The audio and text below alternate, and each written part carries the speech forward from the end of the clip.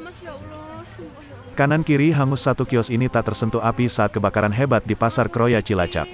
Kebakaran yang melahap Pasar Kroya menyisakan satu kios. Ini lengkapnya, kebakaran yang terjadi di Pasar Kroya Cilacap ini hampir membakar habis semua ruko yang berjumlah kurang lebih 500 kios.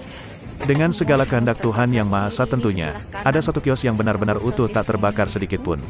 Melalui akun Twitter @areayulit, kasus ini menjadi viral dan ramai diperbincangkan.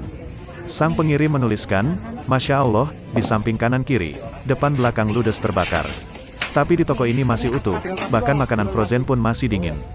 Merinding banget." Dengan menyertakan gambar yang bertuliskan informasi, terjadi kebakaran di Pasar Kroya kemarin dan ratusan ruko yang terbakar, menyisakan satu ruko yang masih utuh. Ternyata hal itu disebabkan oleh pemilik ruko yang rajin bersedekah. Setelah ditelusuri, ternyata pemilik ruko sering menyedekahkan 2,5% dari penghasilannya. Masya Allah, merinding guys. Ini tentunya sangat menarik bagi semua orang, sekaligus sebagai pengingat. Karena semuanya yang kita dapatkan saat ini hanyalah titipan Allah dan kita perlu berbagi juga dengan sesama. Ini tentunya tidak akan masuk akal jika dipikirkan oleh akal manusia, tetapi jika Allah sudah berkehendak apapun menjadi mungkin. Tweet tersebut hingga saat ini mendapat 682 komentar, 4.448 retweet dan 38.000 suka. Di komentar itu juga kebetulan ada netizen yang tempat tinggalnya dekat dengan tempat kejadian. Diketahui kebakaran hebat di Pasar Kroya Cilacap pada Kamis, tanggal 17 Desember tahun 2021, sekira pukul 17 waktu Indonesia Barat lalu. Ya Allah.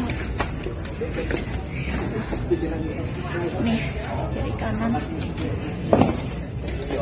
Habis. Nih, ini atapnya. Atapnya udah sampai. Udah rusak.